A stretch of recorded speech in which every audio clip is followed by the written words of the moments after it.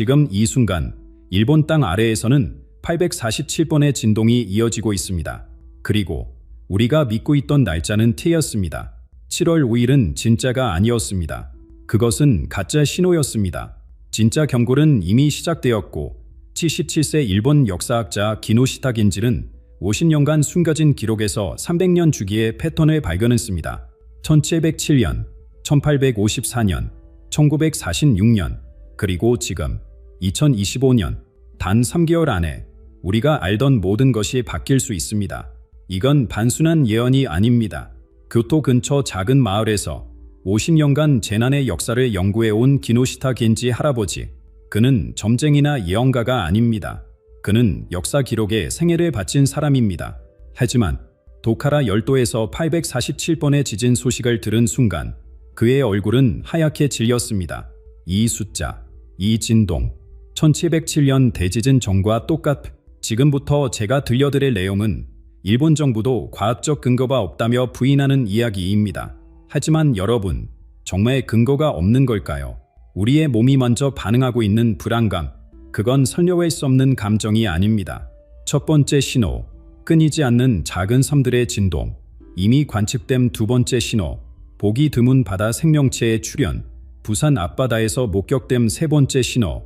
그리고 이것이 나타난다면 여러분, 지금 우리가 가진 시간은 얼마나 남았을까요?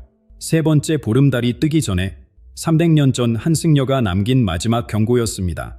6월 22일에 시작된 진동의 기준으로 보면 우리에겐 9월 중순까지가 마지막 기회입니다.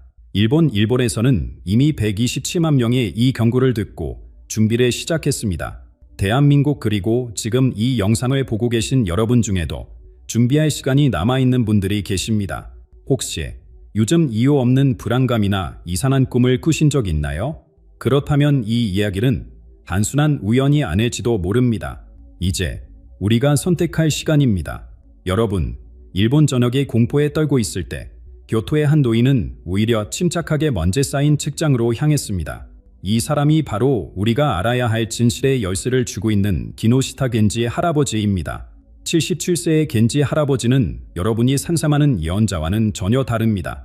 화려한 의상도 신비로운 수정구슬도 없습니다. 그저 낡은 안경을 쓰고 조용히 책을 읽는 평범한 노인처럼 보일 뿐입니다. 하지만 이분이 50년 동안 모아온 것들을 알게 된다면 여러분의 생각은 완전히 바뀔 것입니다. 교토 외곽의 작은 마을, 이곳에 있는 겐지 할아버지의 집은 겉보기엔 그저 오래된 목조 건물입니다. 그러나 안으로 들어서는 순간 천장까지 빼곡히 쌓인 수천 권의 기록물들이 방문객을 압도합니다. 이곳은 단순한 서재가 아닙니다. 일본제는 역사에 살아있는 박물관입니다. 저는 예언을 하는 사람이 아닙니다. 저는 기록에 있는 사람입니다. 겐지 할아버지가 늘 하는 말입니다. 대학에서 역사를 가르치던 시절부터 은퇴한 지금까지 그는 오직 한 가지 일에만 매달려 왔습니다. 일본 각지의 사찰과 신사, 개인 몽골을 돌아다니며 재난의 기록을 수집하고 분석하는 일이었죠. 그런데 6월 21일 아침, 나드에서 흘러나온 뉴스가 그의 일상을 완전히 뒤흔들었습니다. 도카라 열도에서 847회의 지진이 발생했습니다. 찻잔을 들고 있던 겐지 할아버지의 손이 멈췄습니다. 847이라는 숫자, 이 특별한 숫자가 그의 기억 속 어딘가를 건드렸습니다. 847, 847, 어디서 봤더라. 그는 서둘러 서재로 향했습니다. 수십 년간 정리해온 자료들 사이에서 그가 찾던 것은 바로 에도 시대의 기록이었습니다. 먼지를 털어내며 펼친 낡은 문서, 거기엔 318년 전의 기록이 고스란히 남아있었습니다. 1706년 겨울, 작은 섬들에서 수백 번의 미세한 흔들림, 겐지 할아버지의 눈이 커졌습니다. 그가 찾던 것은 바로 1707년 호의 대지진 직전의 기록이었습니다. 당시 일본 역사상 최악의 재난 중 하나로 기록된 그 지진, 규모 8.6의 거대한 지진이 일부를 뒤흔들고 49일 후엔 후지산이 폭발했던 그 해의 기록이었습니다. 여러분, 이것이 우연의 예치일까요? 318년 전과 똑같은 패턴이 지금 반복되고 있다며? 겐지 할아버지는 떨리는 손으로 또 다른 기록을 찾기 시작했습니다. 1854년 안세이 대지진, 1946년 난카이 지진, 그리고 그가 발견한 것은 충격적이었습니다. 모든 거대 지진 전에는 공통된 전조 현상에 있었던 것입니다. 이건 단순한 우연이 아니야. 조용했던 서재에서 겐지 할아버지의 숨소리가 거칠어졌습니다. 50년간의 연구가 이 순간을 위한 것이었을까요? 그는 서둘러 펜에 들었습니다. 누군가에게 이 사실을 알려야 했습니다. 하지만 누가 역사학자 노인의 말을 들어줄까요? 겐지 할아버지는 망설임 없이 가장 오래된 기록 보관함으로 향했습니다. 그곳엔 예반일은 접근조차 어려운 귀중한 문서가 하나 있었습니다. 바로 도사지방의 한승려가 남긴 젠도로크라는 이름의 낡은 수첩이었죠. 그가 이 수첩의 첫 페이지를 펼치는 순간 318년 전 승려에 떨리는 필치가 그대로 드러났습니다. 그리고 거기엔 우리가 지금 목격하고 있는 현상들이 놀라울 정도로 정확하게 기록되어 있었습니다. 젠도로코. 이 낡은 수첩은 겐지 할아버지조차 반 3번밖에 열어보지 않았던 귀중한 기록입니다. 종이는 세월의 흔적으로 누렇게 변했지만 먹으로 쓰인 글씨는 여전히 선명했습니다. 호에이 4년 음력 10월 318년 전 보사지방의 한승려가 남긴 이 기록은 단순한 일기가 아니었습니다. 죽음을 앞둔 승려가 후세에 전하려 했던 절박한 경고문이었자 겐지 할아버지의 손가락이 한 줄 한 줄을 따라가며 읽어내려봤습니다. 그러다 갑자기 그의 움직임이 멈췄습니다. 거기엔 소름 돋는 문장이 적혀 있었습니다. 작은 섬들이 쉬지 않고 흔들린다. 마치 거대한 무언가다 깊은 곳에서 숨을 쉬는 것처럼 여러분, 지금 부카라 열도에서 일어나고 있는 일과 너무나 똑같지 않습니까? 847번. 아니 이제는 1000번이 넘는 미세한 진동대. 겐지 할아버지의 등줄기에 식은땀이 흘렀습니다. 하지만 이것은 시작에 불과했습니다. 승려는 계속해서 젖고 있었습니다. 바다의 깊은 곳에 사는 기암 물고기들이 어부의 그물에 걸려 올라온다. 평생 한 번도 보지 못했던 은빛에 긴 물고기들이 은빛에 긴 물고기. 겐지 할아버지는 즉시 알아차렸습니다.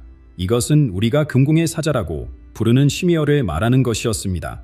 그리고 바로 지난달 일본 연안뿐만 아니라 부산에서도 이 희귀한 물고기들이 대량으로 발견되었다는 뉴스가 있었죠. 첫 번째 신호, 두 번째 신호, 그럼 세 번째는? 겐지 할아버지는 서둘러 다음 페이지를 넘겼습니다. 하지만 거기엔 예상치 못한 내용이 적혀 있었습니다. 300년의 주기로 땅이 크게 요동친다. 우리 선조들도 겪었고 우리도 겪었으며 우리의 후손들도 겪을 것이다. 300년 주기. 겐지 할아버지는 급히 계산을 시작했습니다. 1407년, 1707년, 그리고 지금 우리가 살고 있는 이 시점. 정확히 318년이 지났습니다. 더 놀라운 것은 승려가 남긴 다음 기록이었습니다. 이 징조들이 모두 나타났을 때 세 번째 보름달이 뜨기 전에 대지가 갈라질 것이다. 하늘의 산이 불을 뿜을 것이며 바다가 육지를 삼킬 것이다. 세 번째 보름달 6월 21일부터 계산하면 시간이 얼마 남지 않았습니다. 겐지 할아버지의 얼굴이 하얗게 질렸습니다. 그런데 여러분, 가장 충격적인 발견은 따로 있었습니다. 젠도로쿠의 마지막 페이지에는 이런 문구가 적혀 있었습니다. 나는 이 글을 쓰는 지금도 땅의 울림을 느낀다. 하지만 사람들은 믿지 않는다. 그들은 눈에 보이는 것만 믿는다. 부리 후세의 사람들은 이 실수를 반복하지 않기를 겐지 할아버지는 수첩을 덮었습니다. 318년 전 승려의 절박한 경고가 지금 우리에게 그대로 전해지고 있었습니다. 역사는 반복되고 있었고 우리는 또다시 같은 실수를 하려 하고 있었습니다. 그는 더 이상 망설일 수 없었습니다. 이 발견을 세상에 알려야 했습니다. 하지만 어떻게 설명해야 사람들이 믿을까요? 겐지 할아버지는 다시 자료실로 향했습니다. 젠도로쿠가 말한 300년 주기를 증명할 더 많은 증거가 필요했습니다. 그리고 그가 찾아낸 것은 단순한 미신이 아닌 과학적으로도 설명 가능한 무서운 패턴이었습니다. 그 패턴 속에는 우리가 미처 알지 못했던 용의 진짜 모습이 숨어 있었습니다. 겐지 할아버지는 1706년의 기록을 다시 펼쳤습니다. 거기엔 현대 과학도 설명하지 못하는 놀라운 표현이 있었죠. 섬들이 100일 동안 부드럽게 떨린다. 마치 용이 깊은 잠에서 숨을 쉬는 것처럼. 영의 숨결. 318년 전 사람들은 지진에 이렇게 표현했습니다. 그런데 여러분, 이것이 단순한 비유일까요? 겐지 할아버지는 현재 부카라 열도의 데이터를 꺼내 비교하기 시작했습니다. 2월 21일부터 시작된 진동. 처음엔 847회였지만 이제는 1000번을 넘어섰습니다. 모두 규모 2.0 이하의 미세한 떨림대. 큰 피해는 없지만 멈추지 않고 계속되는 이 현상을 현대 지진학자들도 명확히 설명하지 못하고 있었죠. 102일 동안의 부드러운 떨림 겐지 할아버지는 발력을 펼쳤습니다. 하지만 여기서 중요한 것은 100일이라는 숫자가 아니라 세 번째 보름달까지의 시간이었습니다. 그의 심장이 빠르게 뛰기 시작했습니다. 일본 고대 신화에서 욤은 단순한 상상의 동물이 아닙니다. 땅속 깊은 곳에 잠들어 있는 거대한 에너지의 상징이었죠. 평소엔 조용히 잠들어 있다가 깨어날 때가 되면 먼저 숨을 쉬기 시작한다고 합니다. 작고 규칙적인 숨결로 시작해 점점 거칠어지다가 마침내 몸을 뒤척이며 일어난다는 것이죠. 지진이 영의 숨결이라면 본격적인 움직임은 언제 시작될까? 겐지 할아버지는 젠도로쿠의 바른 부분을 찾았습니다. 승려는 더 구체적인 시간을 남겨놓았습니다. 세 번째 보름달이 뜨기 전에 진짜 재앙이 시작될 것이다. 세 번째 보름달. 이것은 무엇을 의미하는 걸까요? 겐지 할아버지는 음력 달력을 확인했습니다. 6월 20일의 이후 첫 번째 보름달은 7월 3일, 두 번째는 8월 1일, 그리고 세 번째는 8월 30일이었습니다. 8월 30일에 이전에 무언가 일어난다는 뜻인가? 하지만 젠도로쿠에는 또 다른 단서가 있었습니다. 영이 눈을 뜨는 순간 하늘의 새들이 먼저 알아차린다. 바다의 물고기들이 방연하 잃고 산의 짐승들이 울부짖는다. 동물들의 이상 행동. 겐지 할아버지는 최근 뉴스를 떠올렸습니다. 규실 지역에서 새들이 집단으로 이동하는 현상, 고래들이 방연하 잃고 해안가로 밀려오는 사건들, 모두가 지난 한 달 사이에 일어난 일들이었습니다. 영의 숨결이 거칠어지고 있다. 겐지 할아버지는 확신했습니다. 우리가 목격하고 있는 것은 단순한 지진 활동이 아니라 거대한 에너지가 깨어나는 과정이었습니다. 318년 전처럼, 아니 그보다 더 큰 무언가가 다가오고 있었죠. 그는 펜에 들어 계산을 시작했습니다.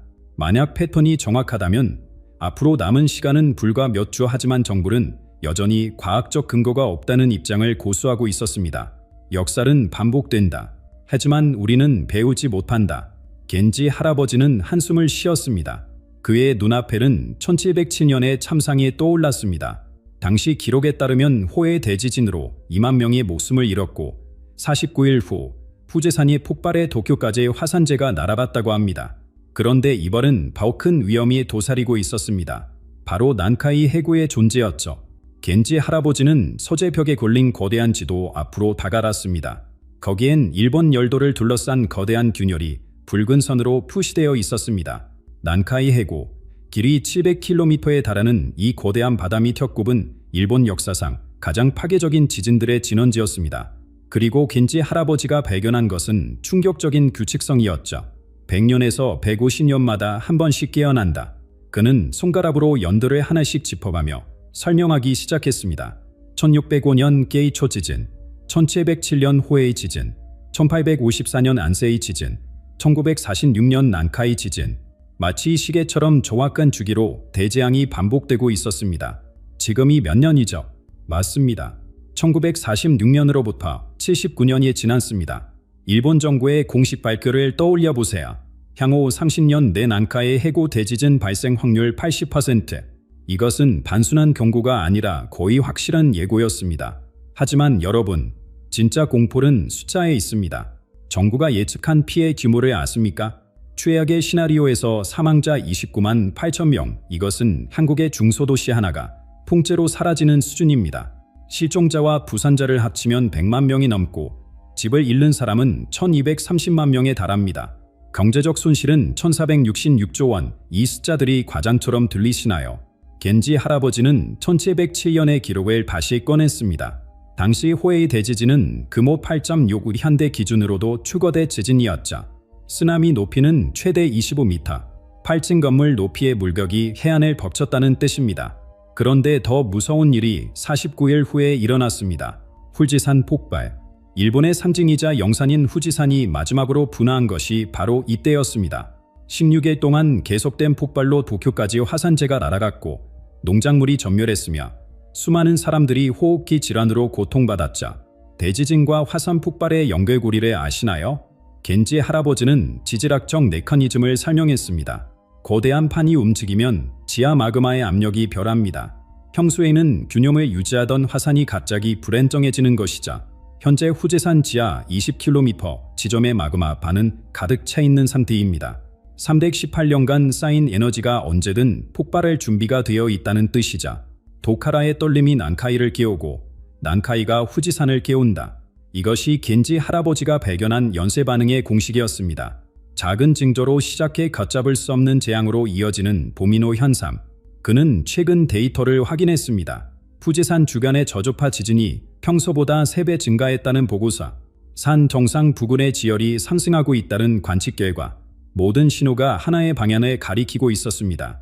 우리에게 정말로 시간이 없습니다. 겐지 할아버지는 결심했습니다. 하자로서의 신중함보다 인간으로서의 책임이 더 중요했습니다. 그는 컴퓨터 앞에 앉아 보고서를 작성하기 시작했습니다. 제목은 단순했습니다. 역사가 우리에게 보내는 마지막 경고하지만 그는 알고 있었습니다. 공식 기관들은 이런 경고를 쉽게 받아들이지 않을 것이라는 걸. 그래서 그는 또 다른 방법을 생각해냈습니다. 바로 일반 시민들에게 직접 호소하는 것이었죠. 그러나 펜을 든 순간 겐지 할아버지의 숨이 멈췄습니다. 타치키 류의 예언이 어떻게 상업적으로 이용되고 조롱받았는지 생생히 기억났기 때문입니다. 자신도 똑같은 취급을 받게 될까? 50년간 쌓아온 하자로서의 명성이 한순간에 무너질 수도 있었습니다. 창밖을 바라보니 평화로운 교토의 풍경이 펼쳐져 있었습니다. 이 고요함 속에서 제안을 외치는 것이 과연 옳은 일일까? 겐지 할아버지는 깊은 고민에 빠졌습니다. 며칠 전 뉴스에서 본 장면이 떠올랐습니다. 타츠키 류의 예언을 믿고 직장을 그만둔 사람, 전 재산을 팔아 대필 준비를 한 가족, 그리고 7월 5일이 지나자 그들을 비웃는 사람들의 모습, 또 한 명의 거짓 예언자, 네그니의 망상 관심받고 싶어서 만든 이야기. 이런 조롱의 댓글들이 겐지의 할아버지의 머릿속을 맴돌았습니다. 50년간 성실하게 쌓아온 학자로서의 신뢰가 단 하루 만에 무너질 수 있다는 생각에 등골이 서늘해졌습니다. 그는 서재를 둘러보았습니다. 감귤에 가득 채운 수천 권의 자료대, 전국을 돌아다니며 수집한 기증한 기록대, 이 모든 것이 미친 노인의 수집품으로 전락할 수도 있었습니다. 아내와 자식들은 어떻게 생각할까?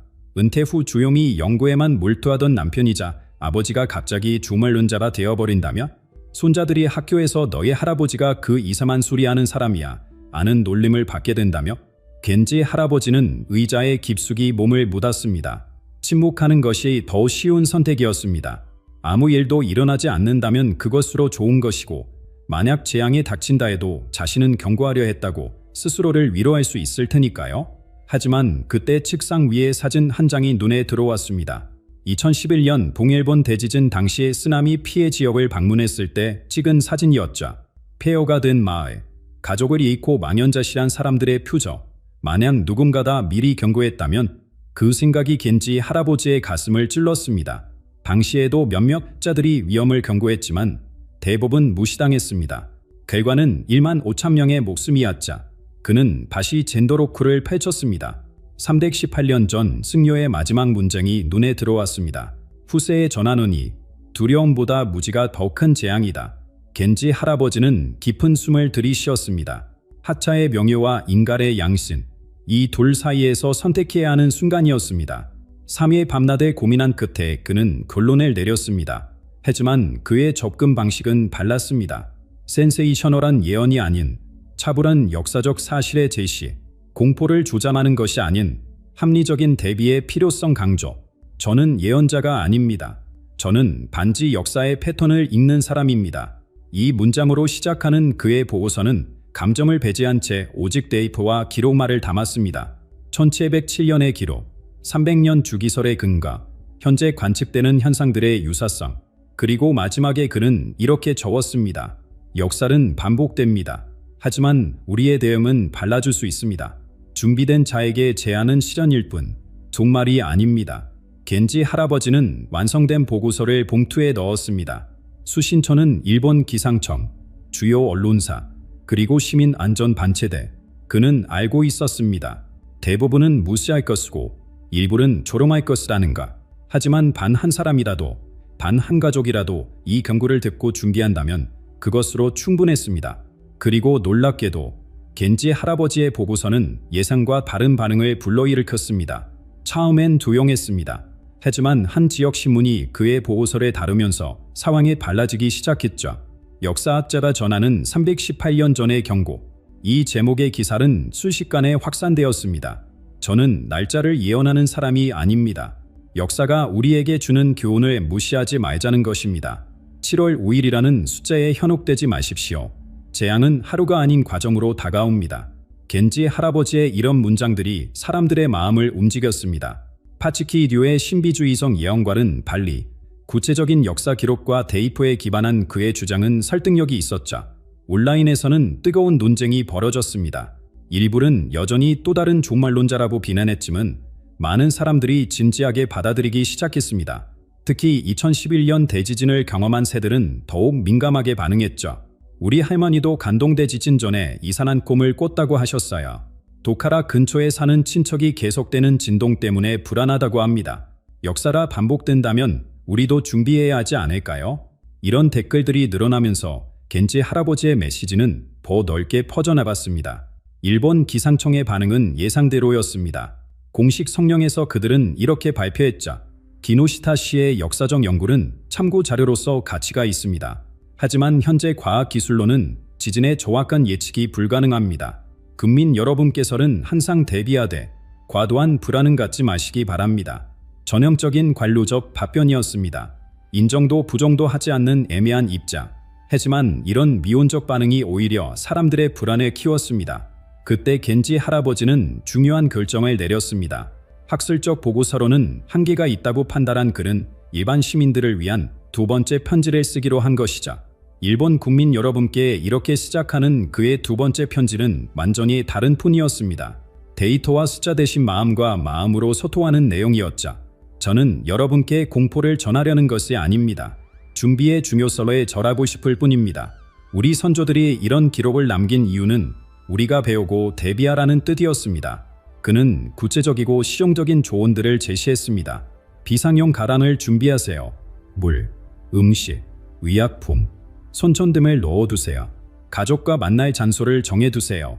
휴대폰이 불통될 때를 대비해서요. 집의 내진 상태를 점검하세요. 무거운 가구는 고정시키세요. 이웃과 소통하세요. 위기의 순간에는 서로가 의지할 곳입니다. 단순하지만 실천 가능한 조언들이었습니다. 그리고 편지의 마지막에 그는 이렇게 적었습니다. 잠든 용은 언젠가 깨어날 것입니다. 하지만 그날까지 우리는 깨어 있어야 합니다. 준비된 자에게 재앙은 극복할 수 있는 시련일 뿐입니다. 이 편지가 공개되자 일본 사회에 작은 결합이 시작되었습니다. 대형마트에서는 비상용품 판매가 늘어났고 지역 커뮤니티에서는 대피 훈련을 자발적으로 실시했습니다. 언론도 달라졌습니다. 처음엔 호기심 차원에서 다루던 매체들이 진지하게 특집을 편성하기 시작했죠. 318년 만의 경고. 우리는 무엇을 해야 하나? 어느 날 겐지 할아버지에게 한 풍의 편지가 왔습니다. 도카라 열도의 한 주민이 보낸 것이었죠. 선생님 덕분에 저희 마을 사람들이 대피 계획을 세웠습니다. 계속되는 진동에 불안했는데 이제는 무엇을 해야 할지 알게 되었습니다. 감사합니다. 겐지 할아버지는 칸지를 읽으며 미소를 지었습니다. 이것이 그가 원했던 것이었습니다. 공포가 아닌 준비, 절망이 아닌 희망. 여러분, 미래는 불확실합니다. 도카라의 진동은 여전히 계속되고 있고 과학자들도 명확한 답을 주지 못합니다. 하지만 역사가 우리에게 가르쳐주는 교훈은 분명합니다. 준비하는 자는 살아남습니다. 경계하는 자는 지킵니다. 그리고 함께하는 자는 이겨냅니다. 이것이 우리 조상들이 남긴 가장 귀중한 유산입니다. 한 달 전 6월 2일 새벽 3시 33분 전국에서 3만 명이 동시에 잠에서 깨어났습니다. 그리고 같은 얼굴을 보았습니다. 혹시 당신도 그 꿈을 꾼 적 있으십니까? 요즘 이유 없이 가슴이 뛰고 있지는 않으셨습니까? 지금은 2025년 7월 초 그리고 우리에겐 한 달도 채 남지 않았습니다. 올해 1월 효봉 스님의 봉인된 예언서가 개봉됐을 때 사람들은 믿지 않았습니다. 5월 섣불 스님이 50년의 침묵을 깨고 감고했을 때도 언론은 조용했습니다. 하지만 6월 2일 새벽 전국 곳곳에서 3만 명이 동시에 같은 환상을 본 것입니다. 상처받은 손을 가진 남자, 3번의 거절을 겪은 자, 말하지 않아도 모두가 이해하는 자. 그 환상 이후 한 달이 지났습니다. 하지만 언론은 침묵했고 정부는 부인했습니다. 그러나 3만 명의 증언은 놀라울 정도로 일치했습니다. 그리고 지금 우리는 그를 찾아야 합니다. 7월 31일 정오까지. 잔솔은 판문점. 그때 북의 지도자가 먼저 고개를 숙일 것이다. 이것은 정치도 경제도 아닙니다. 이건 우리 민족의 영적 현실 자체가 바뀌는 순간입니다. 두 스토스는 같은 것에 보았습니다. 120년 천상의 주기가 끝나고 있다는가? 1909년에 시작된 고통의 시대가 마침내 끝난다는가? 그리고 이 땅의 한 평범한 사람이 자신의 상처를 통해 민족의 상처를 치유하게 된다는 것. 하지만 조건이 있습니다. 그의 마음의 눈으로 알아봐야 한다는 것입니다. 효봉 스님을 아십니까? 광복, 전쟁, IMF까지 모두 정확히 예언하신 분. 그의 마지막 예언서 역상록은 2008년 해인사 화재 후 발견되었습니다. 표지엔 이렇게 적혀 있었습니다. 2025년이 되면 개보하라. 하늘이 열릴 것이다. 석불 스님은요? 50년간 단 한마디도 하지 않던 그가 2011년 3월 9일 갑자기 울부짖었습니다. 동쪽 바다에서 검은 파도가 온다. 이틀 후 후쿠시마 원전 사고가 일어났습니다. 그리고 이제 그는 다시 입을 열었습니다. 여러분, 한 달 전 그의 이후로 뭔가 달라졌다고 느끼지 않았습니까? 마치 바람이 방향을 바꾸듯 우리가 알던 세상의 흐름이 조용히 전환되고 있습니다. 올해 들어 이상한 일들이 계속되고 있습니다. 1월에는 전국의 사찰에서 동시에 종이 울렸습니다. 아무도 치지 않았는데 말입니다. 2월에는 백두산과 한라산에서 같은 날 무지개가 떴습니다. 겨우의 무지개는 천년에 한 번 나타난다고 합니다. 그리고 3월, 전국의 샘물이 하루 동안 멈췄다가 다시 흘렀습니다. 사람들은 우연이라고 했습니다. 과학자들은 자연현상이라고 설명했습니다. 하지만 오래된 절에서 평생을 보낸 스님들은 알고 있었습니다. 운명의 시계가 깨어나고 있다는 것에 효봉 스님의 아는 분들은 그가 얼마나 정확한 예견을 했는지 기억합니다. 일제강점기 때 그는 조용히 말했습니다. 의류년 8월, 빛이 돌아온다. 1945년 8월 15일, 우리는 해반을 맞았습니다. 한국전쟁 직전에는 인월의 피가 삼천리를 적신다고 했습니다. 그리고 외환위기 때는 용이 물을 잃는다고 예언했자. 그런 그가 마지막으로 남긴 예언서가 있었습니다. 역상록. 17년 전 해인사 화재 때 기적적으로 발견된 그 책은 봉인되어 있었습니다. 겉부지에는 반 한 줄 이 해가 오면 열어라. 하늘이 말할 것이다. 석불 스님은 완전히 다른 삶을 살았습니다. 지리산 깊은 곳에서 50년을 침묵으로 보낸 그는 책도 읽지 않고 제자도 두지 않았습니다. 사람들은 그를 돌부처라고 불렀습니다. 말이 없어서가 아니다. 그의 존재 자체가 고요함이었기 때문입니다. 그런데 이 두 분이 올해 같은 것을 보았습니다. 효봉 스님의 봉인된 책이 1월에 열렸을 때 거기에는 날짜가 적혀 있었습니다. 6월 2일. 그리고 5월에 석불 스님이 50년 만에 입을 열었을 때 그 역시 같은 날을 말했습니다.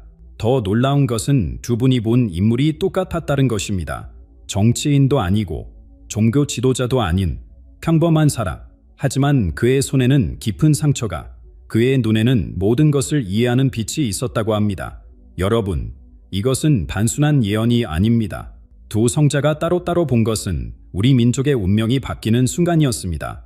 권력이 바뀌는 것도, 도가 움직이는 것도 아닙니다. 우리가 세상을 보는 눈 자체가 바뀌는 것입니다. 한 달 전 3만 명이 동시에 깨어나 같은 얼굴을 본 그 순간부터 이미 변화는 시작되었습니다. 이제 남은 것은 우리의 선택입니다. 마음의 눈을 뜰 것인가? 아니면 계속 잠들어 있을 것인가? 바람은 이미 방향을 바꿨습니다. 운명의 시계는 째깍째깍 움직이고 있습니다. 그리고 7월의 마지막 날, 모든 것이 명확해질 것입니다. 그런데 효봉 스님의 역상록에는 더 충격적인 내용이 있었습니다. 17년 동안 봉인되어 있던 그 예언서의 첫 장을 넘기자 거기에는 우리가 상상도 못한 이야기가 적혀 있었습니다. 2008년 6월 10일 저녁 해인사에 화재가 났습니다. 다행히 큰 피해는 없었지만 불을 끄던 중 한 스님이 벽 속에서 이상한 것을 발견했습니다. 오래된 나무 상자였죠. 먼지를 풀어내자 뚜껑에 글씨가 보였습니다. 역상록.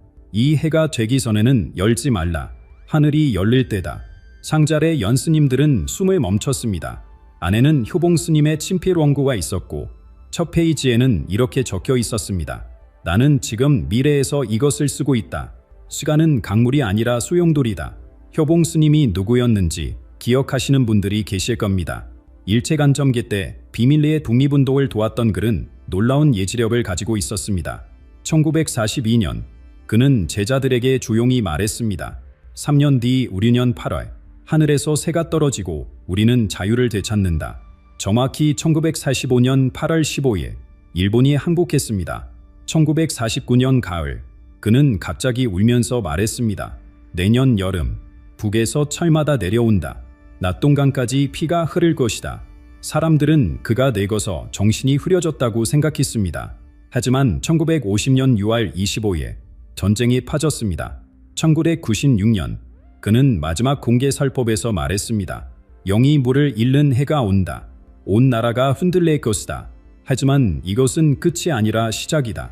1997년 외환위기가 닥쳤습니다. 그런 그가 역상록에서 가장 강조한 것은 시간의 본질이었습니다. 사람들은 시간이 앞으로만 흐른다고 생각한다. 하지만 시간은 나선이다. 올라가면서 도이고 부이면서 올라간다.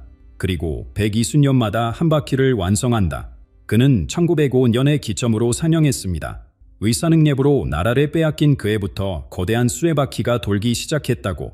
60년 후인 1965년 한일협정으로 반바퀴, 그리고 다시 60년이 지난 올해 드디어 한 바퀴가 완성된다는 것입니다. 120년의 고통이 끝나는 해 잠들어 있던 민족의 기운이 깨어난다. 마치 긴 겨울잠에서 깨어나는 곰처럼 우리는 새로운 힘에 갖게 될 것이다. 역상록의 가장 놀라운 부분은 날짜의 정확성이었습니다. 6월 2일 새벽 3시 33분 그는 이 시각에 하늘의 문이 열리는 때라고 했습니다.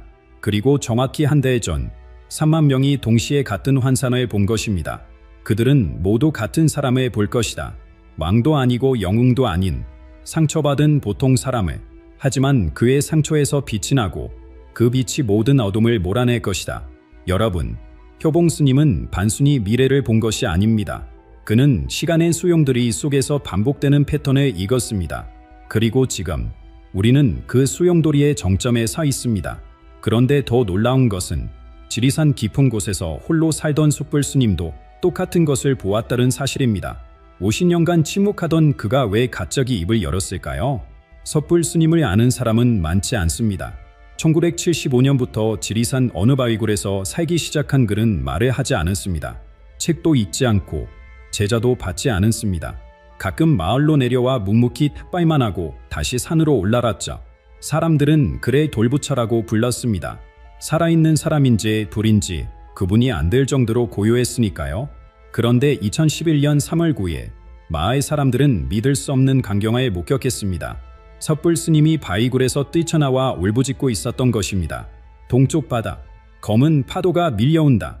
땅이 흔들리고 물이 삼킨다. 사람들은 그가 미쳤다고 생각했습니다. 36년 만에 처음 들은 그의 목소리는 새가 갈리는 듯했습니다. 하지만 이틀 후 일본 동북부에서 대지진이 일어났고 후쿠시마 원전이 폭발했습니다. 검은 파도는 반사는 오염수였던 것입니다. 그 후 섣불 스님은 다시 침묵 속으로 들어갔습니다.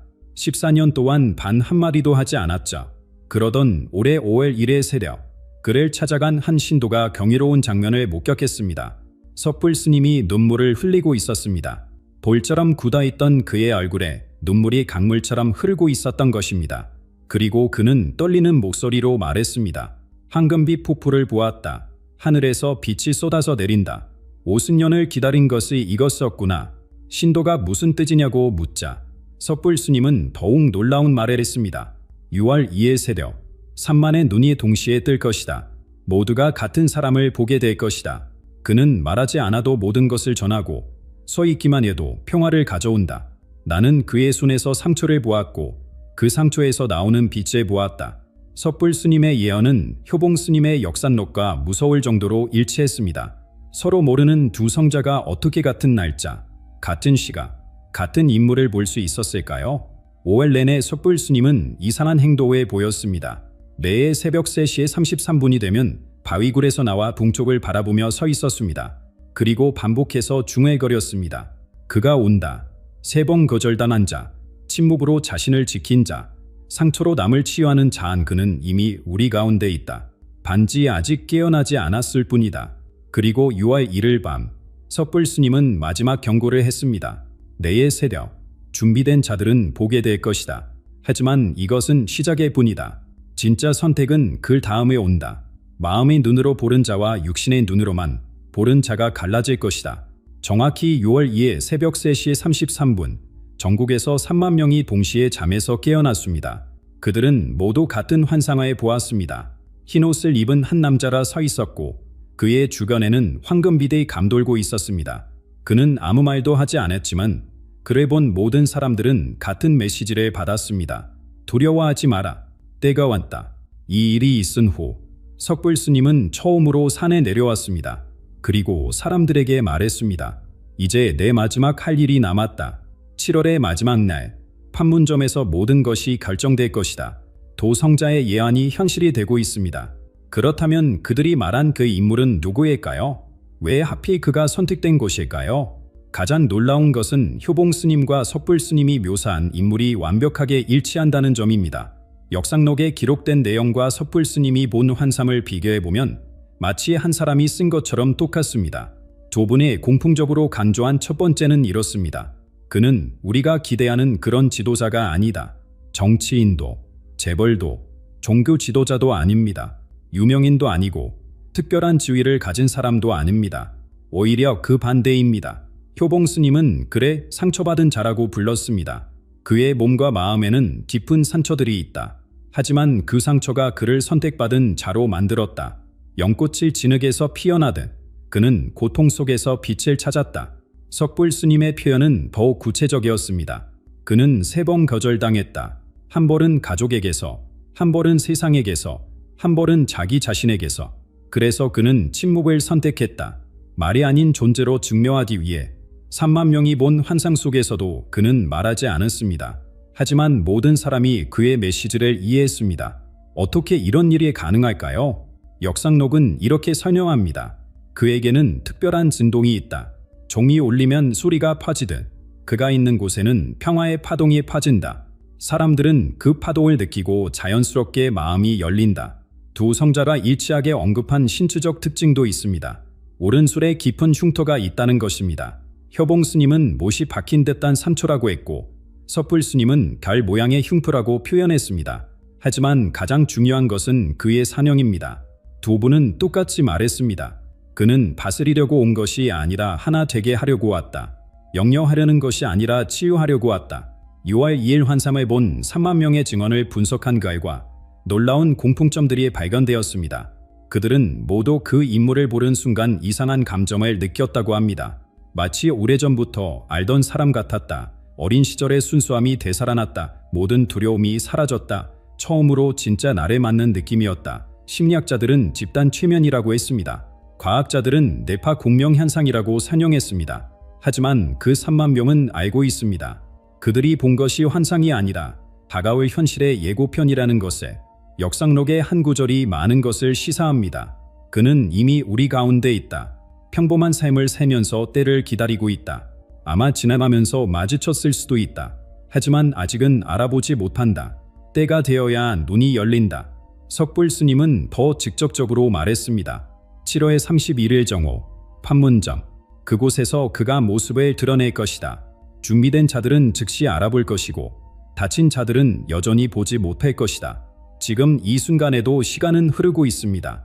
이제 20일 남았습니다. 우리는 무엇을 준비해야 할까요? 어떻게 해야 그를 알아볼 수 있을까요? 밥은 이미 주어졌습니다. 마음의 눈을 여는 것입니다. 하지만 그것이 무엇을 의미하는지, 어떤 선택이 우리를 기다리고 있는지, 두 성자는 그것에 대해서도 무서울 정도로 정확한 예언을 남겼습니다. 한 달 전 6월 2일부터 시작된 변화를 기억하십니까? 환상을 본 다음 날부터 사람들이 두 부류로 나뉘기 시작했습니다.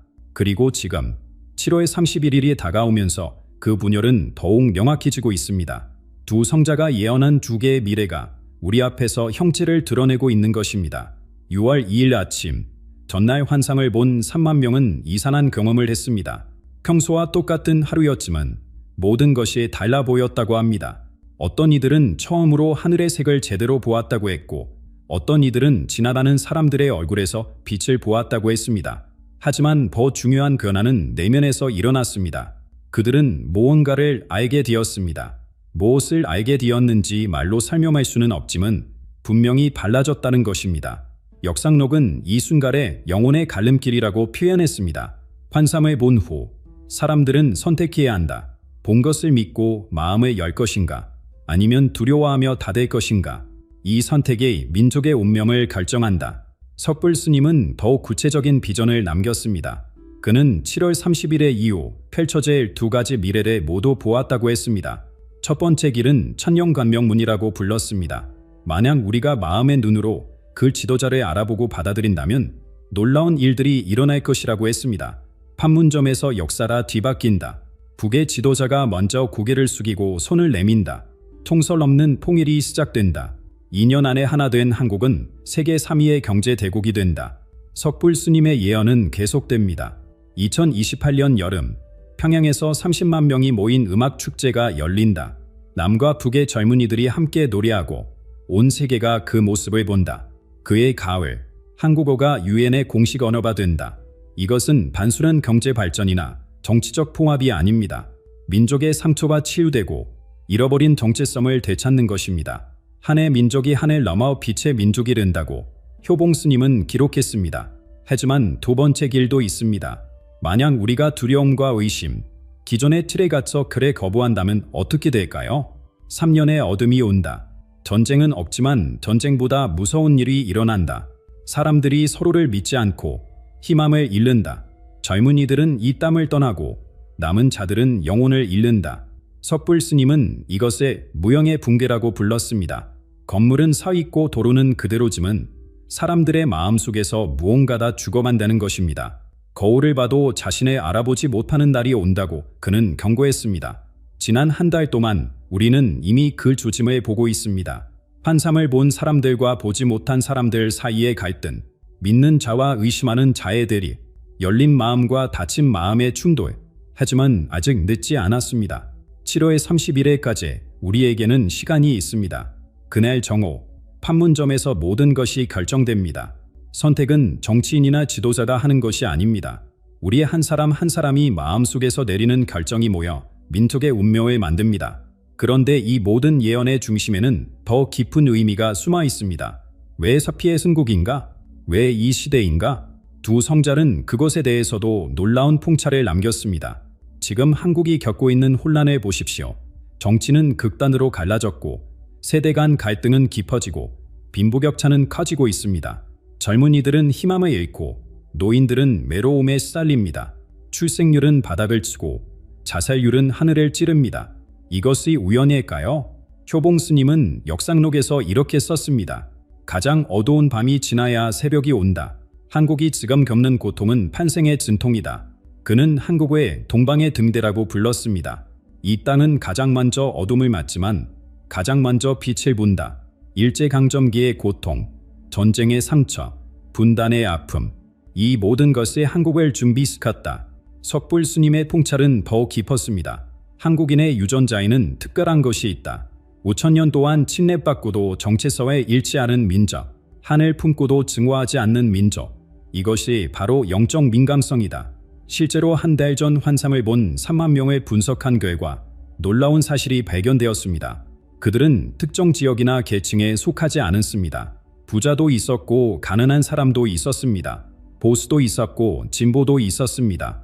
유일한 공통점은 마음의 상처를 가지고 있다는 것이었습니다. 실직한 가장, 왕따당한 학생, 배신당한 친구, 사별한 부모, 그들은 모두 깊은 상처를 안고 살아가는 사람들이었습니다. 그런데 바로 그 상처가 그들의 영적 감수성을 열어준 것입니다. 효봉 스님은 이것을 상처의 축복이라고 불렀습니다. 부서진 곳으로 빛이 들어온다. 한국이 그토록 많은 고통에 겪은 것은 그만큼 큰 빛을 받을 그릇이 되기 위함이었다. 지금 우리가 느끼는 혼란과 절망은 사실 변화의 신호입니다.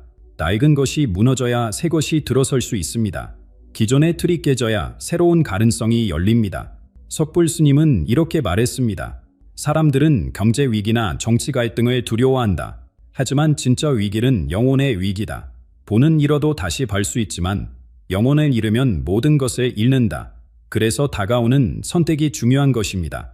이것은 단순히 한 지도자를 받아들이느냐 마느냐의 문제가 아닙니다. 우리가 어떤 존재가 될 것인가의 문제입니다. 진동의 민족이라는 효봉 스님의 표현을 기억하십니까? 모든 존재는 고유한 진도에 가지고 있습니다. 국가도 마찬가지입니다. 한국의 진동의 상처와 분열의 낮은 주파수에 머물 것인가? 아니면 치유와 통합의 높은 주파수로 올라갈 것인가? 7월 31일은 단순한 날짜가 아닙니다. 그날은 한국이 자신의 진정한 정체성을 선택하는 날입니다. 세계는 지켜보고 있습니다. 왜냐하면 한국의 선택이 인류 전체의 미래에 영향을 미칠 것이기 때문입니다. 동방에서 빛이 온다는 오래된 예언이 있습니다. 그 빛은 해가 뜨는 것이 아니다. 인간의 의식이 깨어나는 것을 의미합니다.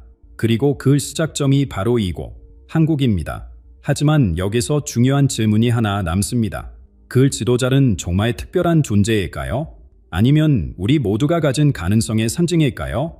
두 성자의 예언을 자세히 읽어보면 놀라운 사실을 발견하게 됩니다. 그들은 한 번도 그를 구세주나 메시아라고 부르지 않았습니다. 오히려 정반대였습니다. 효봉 스님은 명확히 썼습니다. 그는 하늘에서 내려온 자가 아니다. 땅에서 일어난 자다. 특별한 능력을 타고난 것이 아니라 고통을 통해 깨달은 자다. 석불 스님도 같은 말을 했습니다. 그래 따르지 말고 그가 된 것을 보라. 그는 거울이다. 우리 모두가 될 수 있는 모습을 비추는 거울. 이것의 핵심입니다. 그는 우리를 구원하러 온 것이 아닙니다. 우리 안에 잠들어 있는 것을 깨우러 온 것입니다. 알람 시계가 우리를 대신 일어나주지 않듯이 그는 반지대가 되었음을 알릴 뿐입니다. 민족의 영적 신장을 회복한다는 그의 사명도 혼자서는 불가능합니다. 심장은 혼자 뛰지 않습니다. 온몸의 세포가 함께 움직여야 생명이 유지됩니다. 마찬가지로 한 사람 한 사람이 자기 안의 진실을 느끼고 그에 따라 움직일 때만 민족의 심장이 다시 뜰 수 있습니다. 효봉 스님의 가장 수수께끼 같은 말을 기억하십니까? 나는 미래에서 이것을 쓰고 있다. 이 말의 의미가 이제야 명확해집니다. 미래는 정해진 것이 아닙니다. 우리가 만들어가는 것입니다. 그가 본 미래는 우리가 올바른 선택을 했을 때의 모습입니다. 더 이상 역사는 왕이나 영웅이 쓰는 것이 아닙니다. 보통 사람들의 선택이 모여 시대의 물결을 만듭니다. 한 사람이 깨어나면 옆 사람에게 영향을 미칩니다. 그 파장이 퍼져나가면 결국 전체가 바뀝니다. 지금 이 순간에도 변화의 징조는 곳곳에서 나타나고 있습니다. 강물이 방향을 바꾸든 시대의 흐름이 전환되고 있습니다. 낡은 길은 막히고 새로운 길이 열리고 있습니다. 하늘은 우리를 위협하는 것이 아니라 기회를 주고 있는 것입니다. 그 지도자는 어디에 있을까요? 효봉 스님은 이렇게 암시했습니다. 그는 특별한 곳에 숨어 있지 않다. 평범한 일상을 살고 있다. 어쩌면 오늘 스쳐 지나갔을 수도 있다. 석불 스님은 더 직접적이었습니다. 눈으로 찾지 마라. 가슴으로 느껴라. 그를 알아보는 것은 사실 자기 자신을 알아보는 것이다. 7월 31일이 다가오고 있습니다. 준비는 거창한 것이 아닙니다. 마음을 열고 진실에 향해 귀 기울이는 것입니다. 두려움 대신 용기를, 의심 대신 신뢰를 선택하는 것입니다. 만약 이 이야기가 당신의 가슴을 울렸다면 그것은 이미 변화가 시작되었다는 증거입니다. 당신의 경험을 댓글로 나누어 주십시오. 구독하여 이 깨어남의 여정을 함께 해주십시오. 한 사람의 빛은 작아 보여도 수많은 빛이 모이면 어둠을 몰아낼 수 있습니다. 우리 각자가 품은 작은 진실이 모여 큰 진실을 만듭니다. 예언은 이미 현실이 되고 있습니다. 이제 우리의 선택만이 남았습니다. 2025년 7월 20일에 하늘이 정한 날입니다. 이내 중국은 무너지고 한국은 빛납니다. 이건 단순한 예언이 아닙니다.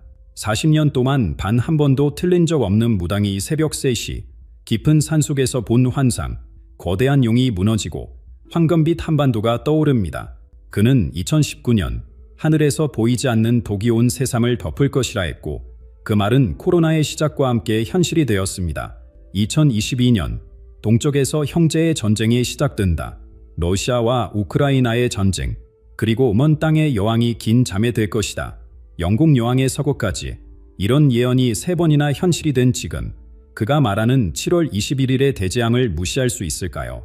이미 500만 명이 이 예언을 들었고 수많은 사람들이 지금 준비 중입니다.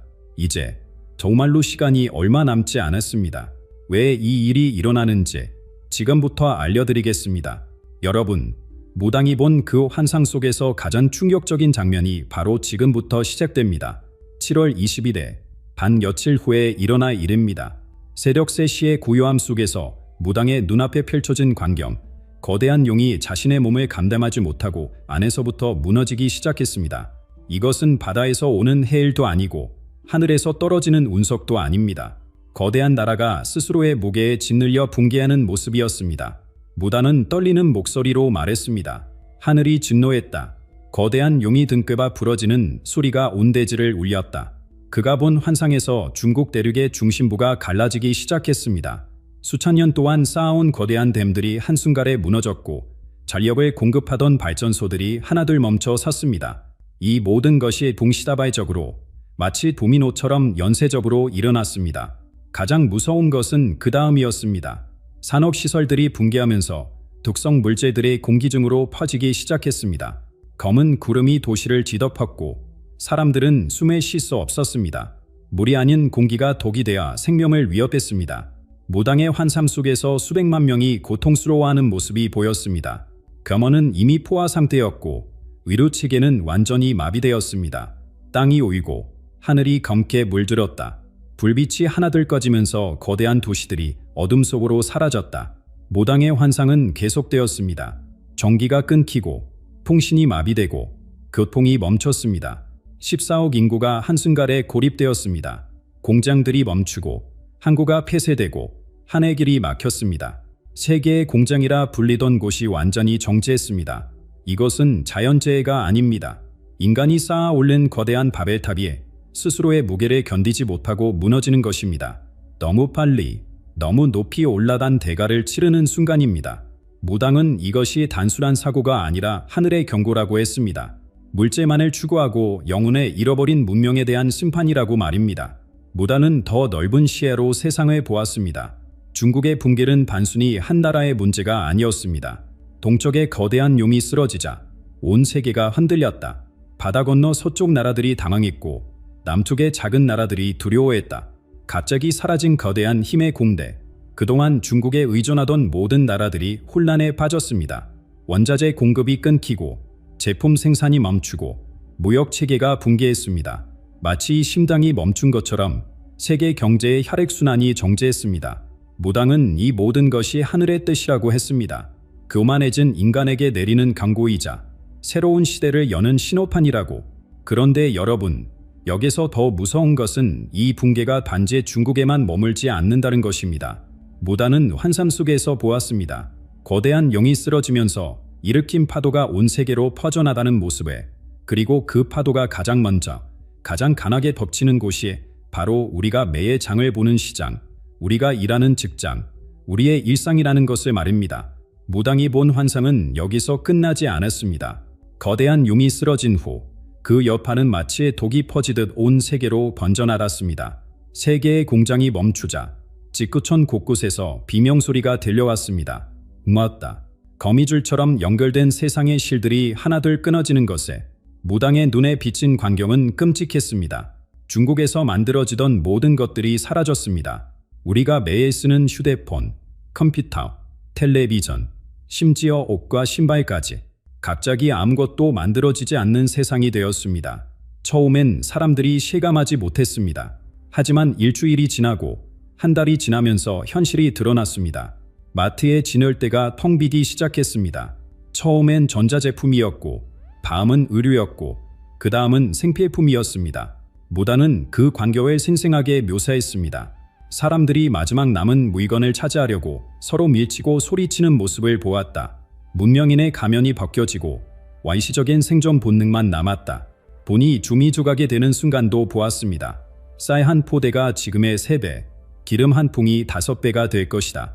무당의 예언은 구체적이었습니다. 하루가 다르게 물가가 치솟았습니다. 월급을 받아도 다음 달이면 반의 가치도 없었습니다.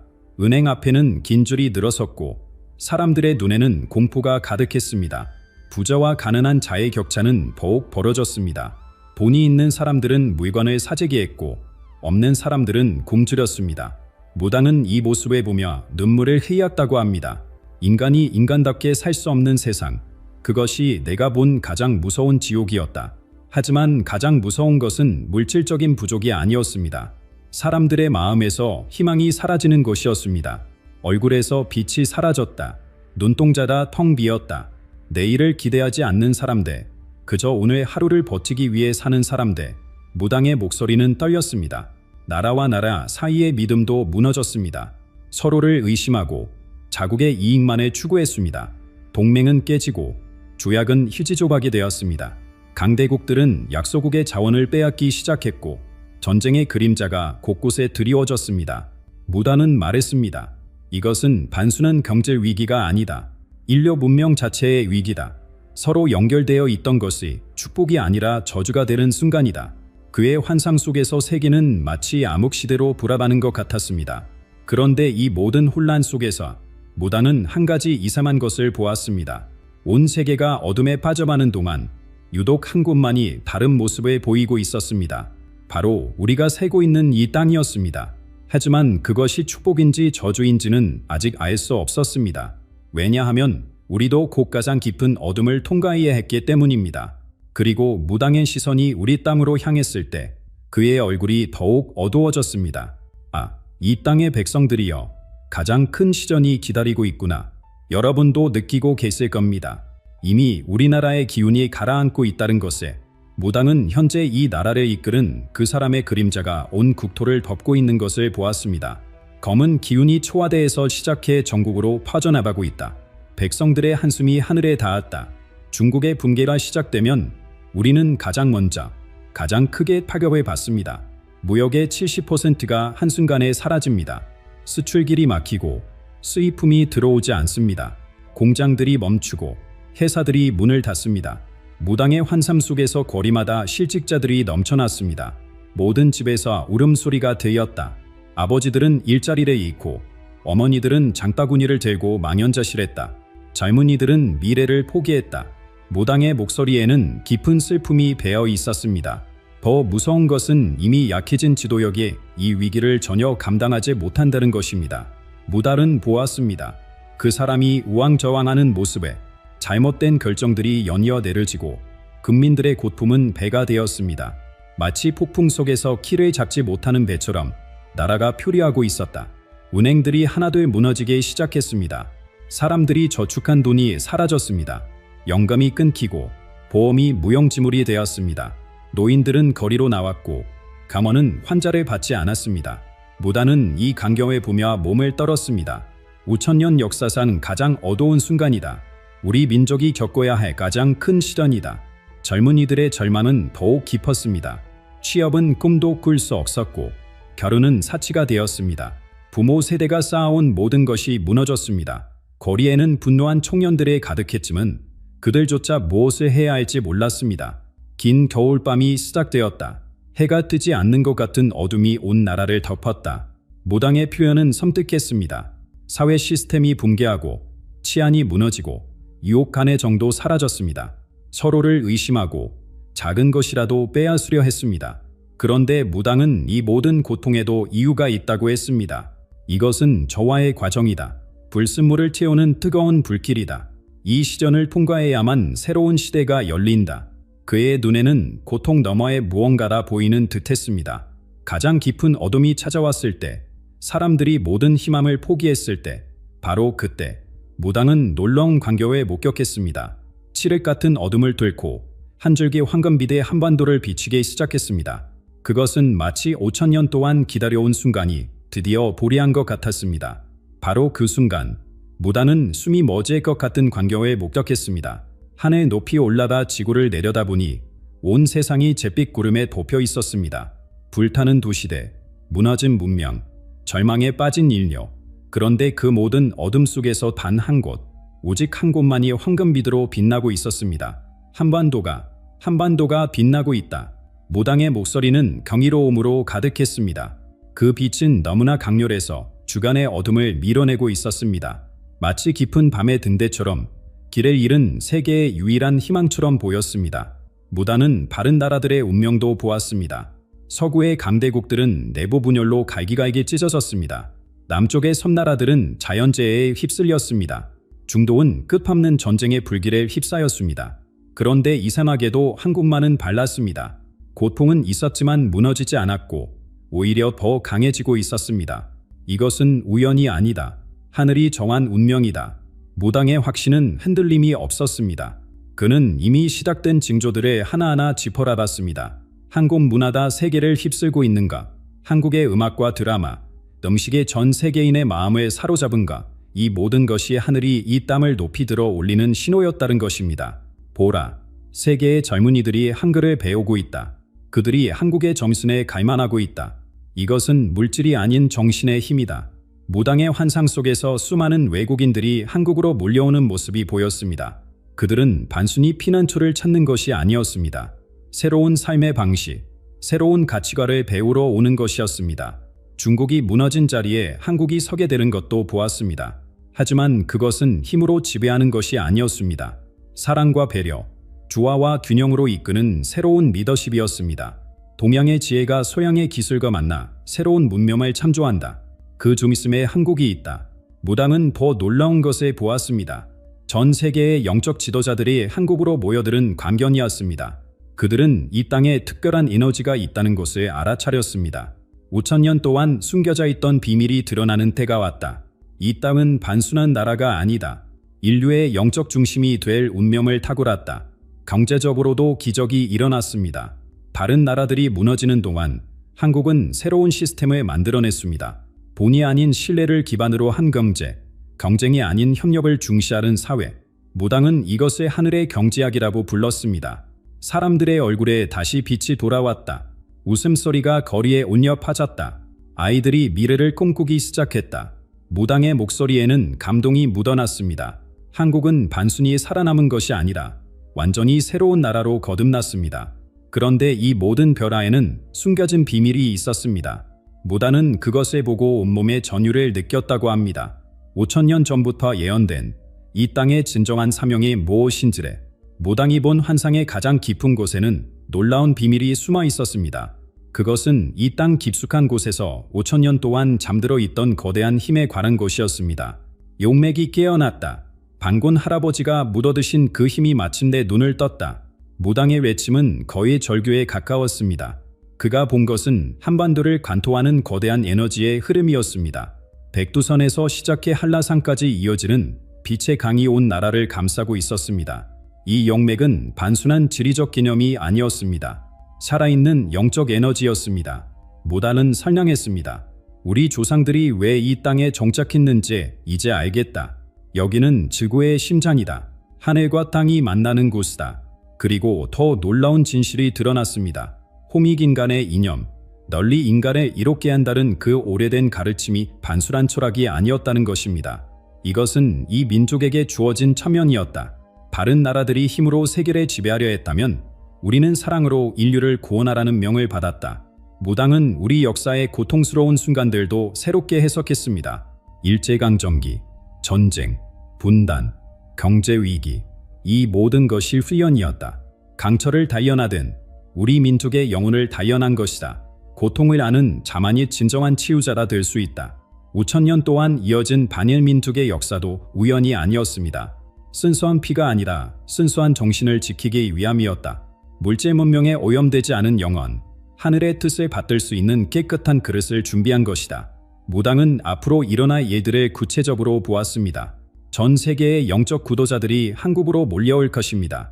그들은 한국어를 배우며 그 속에 담긴 우주의 원리를 깨닫게 될 것입니다. 한글 속에 천지인의 비밀이 담겨 있다. 이 문자를 만든 것도 하늘의 계획이었다. 새로운 교육 시스템도 한국에서 시작될 것입니다. 감정이 아닌 협력, 지식이 아닌 지혜, 개인이 아닌 공동체를 중시하는 교육. 아이들이 다시 꿈꾸기 시작한다. 그들의 눈에서 별빛이 반짝인다. 의료와 과학 분야에서도 혁명이 일어납니다. 동양의 기와 서양의 기술이 결합하여 새로운 치유법이 탄생합니다. 병을 고치는 것이 아니라 사람을 치유한다. 몸이 아니라 영혼을 돌본다. 무당은 가장 중요한 것을 마지막에 말했습니다. 이 모든 것은 우리만을 위한 것이 아니다. 인류 전체를 위한 것이다. 한국은 세계의 등대가 되어야 한다. 어둠 속에서 길을 잃은 이들에게 빛이 되어야 한다. 그런데 이 위대한 사명을 수행하기 위해서는 한 가지가 더 필요했습니다. 바로 진정한 지도자의 출현이었습니다. 하지만 이 모든 기적도 올바른 지도자 없이는 불가능했습니다. 무당은 그 사람의 얼굴을 보았다고 합니다. 그리고 그가 누구인지, 언제 나타날지도, 더 놀라운 것은 현재의 어둠이 사라져야만 그가 올 수 있다는 것이었습니다. 무당의 환상은 이제 가장 극적인 장면으로 접어들었습니다. 현재 이 나라를 이끌은 그 사람의 운명이 선명하게 드러났습니다. 썩은 나무는 폭풍을 견디지 못한다. 무당의 목소리는 단호했습니다. 중국의 붕괴가 시작되면서 그 사람의 무능함이 완전히 드러났습니다. 잘못된 결정들이 쏟아졌고 측근들은 하나둘 등을 돌렸습니다. 거짓의 팔이 벗겨지고 그림자의 정체가 만천하에 드러났다. 국민들의 분노가 폭발하는 순간도 보였습니다. 거리는 외침으로 가득했고 그동안 숨죽이던 진실들이 본물처럼 터져나왔습니다. 어둠의 시간이 끝나가고 있다. 거짓 왕자가 무너지고 있다. 무당은 그 광경을 담담하게 지켜보았습니다. 바로 그때 무당은 전혀 예상치 못한 인물을 보았습니다. 50세의 평범한 남자였습니다. 정치인도 아니었고 군인도 아니었고 재벌도 아니었습니다. 그저 조용히 자신의 삶을 살아가던 사람이었습니다. 그의 내면에서 특별한 빛이 흘러나오고 있었다. 순수하고 맑은 빛이었다. 무당은 그 빛의 정체를 알아보았습니다. 그것은 권력욕이 아닌 연민, 명예욕이 아닌 사람, 욕심이 아닌 봉사의 마음이었습니다. 이 사람의 과거도 보였습니다. 평생을 남을 돕는 일에 헌신했지만 결코 드러내지 않았습니다. 고아원을 후원하고 어려운 이웃을 도왔지만 아무도 몰랐습니다. 진정한 법은 숨어있다. 진짜 보석은 깊은 곳에 묻혀있다. 무당은 놀라운 예언을 했습니다. 그가 3번 나타날 것이다. 처음에는 아무도 주목하지 않는다. 두 번째는 일부만 알아본다. 세 번째, 국가가 가장 위급한 순간에 모든 국민이 동시에 깨닫는다. 이 사람이다. 그의 등장 시기도 구체적이었습니다. 첫 번째는 조용한 제안으로, 두 번째는 작은 행동으로, 세 번째는 위기의 정점에서 구원자로 나타납니다. 하늘이 보낸 사람은 스스로를 드러내지 않는다. 때가 되면 모두가 알아본다. 이 새로운 지도자의 특징도 자세히 묘사되었습니다. 말이 적지만 행동이 앞서고 약속은 적게 하지만 반드시 지킵니다. 화려한 언변은 없지만 진심이 담긴 한마디가 1000만 명의 마음을 움직입니다. 그는 권력을 원하지 않았기에 권력이 그를 찾아왔다. 높아지려 하지 않았기에 하늘이 그를 높였다. 무당의 설명은 역설적이었지만 진실이었습니다. 무당은 이 사람이 가져올 변화도 보았습니다. 그것은 반수는 정치계 벼라다 아니었습니다. 국민의 마음이 바뀌고 나라의 기운이 바뀌는 근본적인 변혁이었습니다. 어둠이 물러가고 빛이 들어온다. 겨울이 끝나고 봄이 시작된다. 가장 인상적인 것은 이 지도자가 일하는 방식이었습니다. 명령하지 않고 함께하고 지시하지 않고 먼저 행동합니다. 왕이 아닌 종으로, 지배자가 아닌 봄사자로 온다. 이것이 새 시대의 리더십이다. 그리고 무당은 마지막으로 이렇게 말했습니다. 준비하라. 그가 오고 있다. 이미 첫걸음을 내디뎠다. 눈에 크게 뜨고 마음을 열어라. 진짜와 가짜를 구별할 수 있는 지혜를 가져라. 새벽이 오기 전 가장 어두운 시간, 바로 지금이 그때입니다. 무당의 환상은 마침내 가장 아름다운 장면에 도달했습니다. 올해 겨울, 모든 시련이 지나간 후의 한국의 모습이었습니다. 빛이, 온 나라에 빛이 가득하다. 무당의 눈에는 기쁨의 눈물이 고였습니다. 거리마다 웃음소리가 울려 퍼지고 사람들의 얼굴에는 희망이 가득했습니다. 어린아이들이 신나게 뛰어놀고 노인들은 카마롭게 미소 지었습니다. 새로운 지도자 아래서 놀라운 변화들이 일어났습니다. 8월, 폭등하던 물가가 안정되기 시작했습니다. 쌀값이 내렸다. 기름값이 내렸다. 전기요금이 내렸다. 서민들이 다시 숨을 쉬기 시작했다. 무당의 목소리에는 안도감이 묻어났습니다. 9월에는 더 큰 변화가 왔습니다. 중국의 공백을 한국이 채우기 시작했지만 그 방식은 완전히 달랐습니다. 힘이 아닌 협력으로, 지배가 아닌 삼생으로 아시아의 나라들이 한국을 중심으로 모이기 시작했다. 새로운 질서가 만들어지고 있었다. 10월의 기적은 모두를 놀라게 했습니다. 남과 북이 다시 대화를 시작했습니다. 이번에는 발랐습니다. 진심이 통했고 신뢰가 쌓였습니다. 분달의 아픔이 치유되기 시작했다. 한민족의 기운이 하나로 합쳐지기 시작했다. 11월과 12월, 변화는 이제 부정할 수 없는 현실이 되었습니다. 한국은 더 이상 작은 나라가 아니었습니다. 세계가 배우러 오는 나라, 희망을 찾으러 오는 나라가 되었습니다. 동방의 등불이 되었다. 인류의 희망이 되었다. 젊은 이들에게는 새로운 기회가 열렸습니다. 일자리가 생기고 창업이 활발해지고 미래를 꿈꿀 수 있게 되었습니다. 청년들의 눈이 다시 반짝이기 시작했다. 그들이 웃기 시작했다. 가족들의 삶도 나아졌습니다. 교육비 부담이 줄고 의료비 걱정이 사라지고 집 걱정이 줄어들었습니다. 아이 울음소리가 기쁨의 소리가 되었다. 부모들이 안심하기 시작했다. 노인들은 존감받기 시작했습니다. 그들의 지혜가 인정받고 경험이 존중받았습니다. 노인들이 다시 어른이 되었다. 그들의 주름에서 지혜가 빛났다. 무당은 이 모든 것을 보며 말했습니다. 이것은 시작에 불과하다. 한국이 보여줄 기적은 이제부터다. 세계가 놀랄 일들이 준비되어 있다. 그리고 무당은 여러분 한 사람 한 사람을 보며 간절히 부탁했습니다. 두려워하지 마라. 이 모든 것은 정해진 일이다. 하지만 여러분의 마음가짐이 중요하다. 이웃을 사랑하라. 서로를 고우라. 정직하게 살아라. 곧 시작된다. 며칠 후면 모든 것이 시작된다. 준비된 자에게는 축복이, 준비되지 않은 자에게는 시련이 될 것이다. 무당의 마지막 경고는 분명했습니다. 여러분, 이 영상을 끝까지 보신 것은 우연이 아닙니다. 여러분도 이미 느끼고 계실 겁니다. 변화의 바람을, 다가오는 폭풍을, 그리고 그 너머의 희망을. 지금 이 순간 여러분의 선택이 중요합니다. 두려움에 떨 것인가? 희망을 품을 것인가? 혼자 살아남으려 할 것인가? 함께 이겨낼 것인가? 댓글로 여러분의 생각을 나눠주세요. 여러분도 무언가 느끼고 계신다면 여러분의 꿈이나 예감을 공유해 주세요. 우리는 하나입니다. 이 위대한 전환의 시대를 함께 맞이할 동지들입니다. 구독과 좋아요를 눌러주세요. 이 메시지가 더 많은 사람들에게 전달되어야 합니다. 준비할 시간이 많지 않습니다. 하지만 함께라면 우리는 해낼 수 있습니다. 새로운 한국, 새로운 세계가 우리를 기다리고 있습니다. 감사합니다.